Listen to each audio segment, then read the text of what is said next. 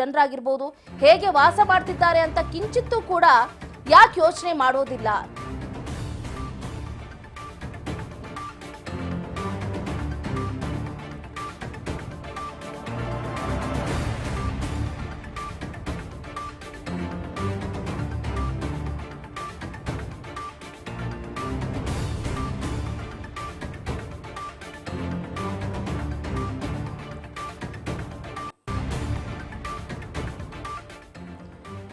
S, ಈಗಾಗಲೇ ನೋಡ್ತಾ ಇದ್ದೀರಾ ಕಸದಿಂದ ತುಂಬಿದ ರಸ್ತೆ, ಅಸಹ್ಯಕರ ದೃಶ್ಯಗಳನ್ನ ನೆಟ್ಟಿಗರು ಈಗಾಗಲೇ ಪೋಸ್ಟ್ ಮಾಡ್ತಿದ್ದಾರೆ. ಪಾಲಿಕೆಯ ಕಾರ್ಯವೈಖರಿಗೆ ಬಯೋಕಾನ್ ಮುಖ್ಯಸ್ಥಿಯೂ ಕೂಡ ಟೀಕೆಯನ್ನ ಮಾಡಿದ್ದಾರೆ.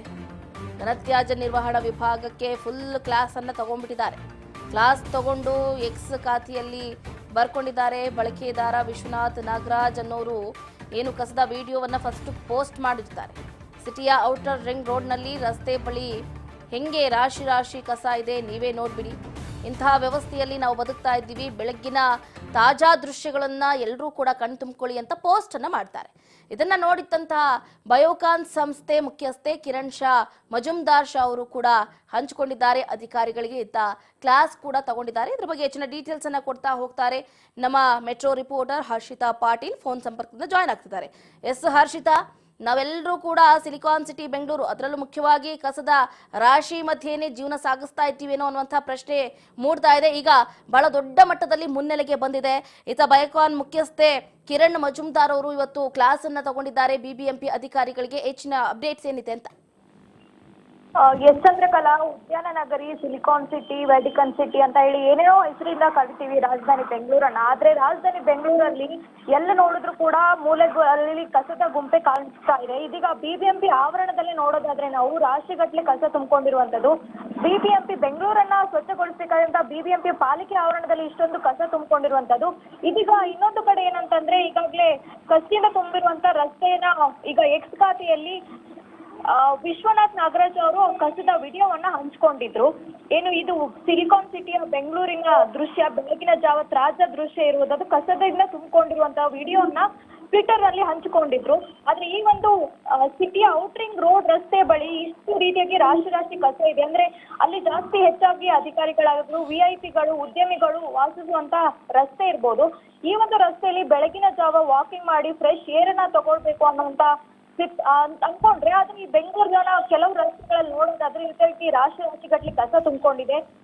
ಬೆಂಗಳೂರು ಅನ್ನೋದು ಗಾರ್ಬೇಜ್ ಸಿಟಿ ಆಗ್ಬಿಟ್ಟಿದೆ ಅನ್ನೋಂಥದ್ದನ್ನ ಈಗ ಟ್ವಿಟರ್ ಅಲ್ಲಿ ಹಂಚಿಕೊಂಡಿದ್ರು. ಅದನ್ನ ಈಗ ಬಯೋಕಾನ್ ಸಂಸ್ಥೆ ಮುಖ್ಯಸ್ಥೆ ಕಿರಣ್ ಮಜುಮ್ದಾರ್ ಶಾ ಅವರು ಕೂಡ ಮರು ಹಂಚಿಕೆ ಮಾಡ್ಕೊಂಡಿದ್ದಾರೆ. ಏನು ಬಿಬಿಎಂಪಿ ಅಧಿಕಾರಿಗಳನ್ನಾಗಿರ್ಬೋದು, ಆಮೇಲೆ ವಿಐಪಿಗಳನ್ನ ಟ್ಯಾಗ್ ಮಾಡಿ ಈ ರೀತಿಯಾಗಿ ಹಂಚ್ಕೊಂಡಿದ್ದಾರೆ. ಈಗಾಗಲೇ ಏನು ಬೆಂಗಳೂರಲ್ಲಿ ಈಗ ಡೆಂಗ್ಯೂ ಪ್ರಕರಣಗಳು ಕೂಡ ಜಾಸ್ತಿ ಆಗ್ತಾ ಇದೆ. ಈಗ ಮಳೆ ಕೂಡ ಶುರು ಆಗ್ಬಿಟ್ಟಿದೆ. ಇಷ್ಟು ದಿನ ಬಿಸಿಲಿಂದ ಬೆಂದೋಗ್ಬಿಟ್ಟಿದ್ರು ಸಿಲಿಕಾನ್ ಸಿಟಿ ಜನ. ಕಾಲರ ರೋಗ ಕೂಡ ಭೀತಿ ಹುಟ್ಟಿತ್ತು. ಇದೀಗ ಅದು ಮರೆ ಆಯ್ತು ಅನ್ನೋಷ್ಟರಲ್ಲಿನೇ ಈಗ ಮಳೆಗಾಲ ಶುರು ಆಗ್ತಿದ್ದಂಗೆ ಡೆಂಗ್ಯೂ ಪ್ರಕರಣಗಳು ಕೂಡ ಜಾಸ್ತಿ ಆಗ್ತಾ ಇವೆ. ಈ ರೀತಿಯಾಗಿ ಕಸದಿಂದ ಎಲ್ಲ ನೋಡಿದ್ರು ರಸ್ತೆಗಳಲ್ಲಿ ಕಸ ತುಂಬಿಕೊಂಡಿದ್ರೆ ಮಳೆಯಿಂದಾಗಿ ಆ ಒಂದು ಕಸ ಗಬ್ಬು ನಾರುತ್ತೆ. ಇದರಿಂದ ಸೊಳ್ಳೆಗಳು ಕೂಡ ಉತ್ಪತ್ತಿ ಆಗುತ್ತೆ. ಇದರಿಂದ ಡೆಂಗ್ಯೂ ಜಾಸ್ತಿ ಆಗ್ತಾ ಇದೆ. ಈಗಾಗಲೇ ಬಿಬಿಎಂಪಿ ಅಧಿಕಾರಿಗಳು ಕೂಡ ಮೀಟಿಂಗ್ ಮೇಲೆ ಮೀಟಿಂಗ್ ಮಾಡ್ತಾನೆ ಇದ್ದಾರೆ.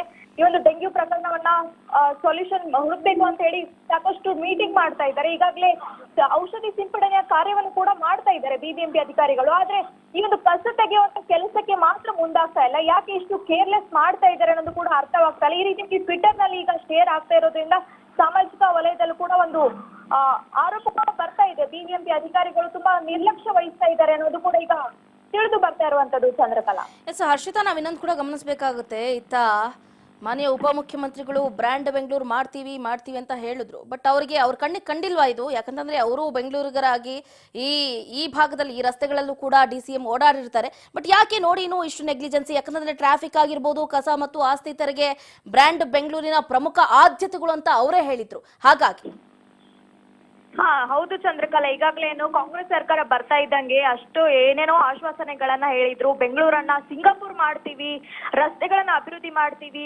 ವೈಟ್ ಟ್ಯಾಪಿಂಗ್ ಮಾಡ್ತೀವಿ, ಫ್ಲೈಓವರ್ ಮಾಡ್ತೀವಿ, ಏನೇನೋ ಎಲ್ಲ ಬಂಡಾಯಿ ಒಂದು ಕೊಚ್ಕೊಂತಾ ಇದ್ದಾರೆ. ಆದ್ರೆ ಯಾವುದೇ ರೀತಿಯಾಗಿ ಅದು ಆಗ್ತಾ ಇಲ್ಲ. ಯಾಕಂತಂದ್ರೆ ಎಲ್ಲಿ ನೋಡಿದ್ರು ಕೂಡ ಕಸ ಕಾಣಿಸುತ್ತೆ. ಅದರಲ್ಲೂ ಕೂಡ ಪ್ರಮುಖವಾಗಿ ಒಂದು ಹೈಫೈ ಏರಿಯಾಗಳಲ್ಲಿ ಈ ರೀತಿಯಾಗಿ ಕಸ ತುಂಬಿಕೊಂಡಿದೆ. ಇನ್ನು ಸ್ಲಮ್ ಏರಿಯಾಗಳಲ್ಲಿ ಅಲ್ಲಿಯ ಜನ ಹೇಗೆ ಬದುಕ್ತಾ ಇದ್ದಾರೆ?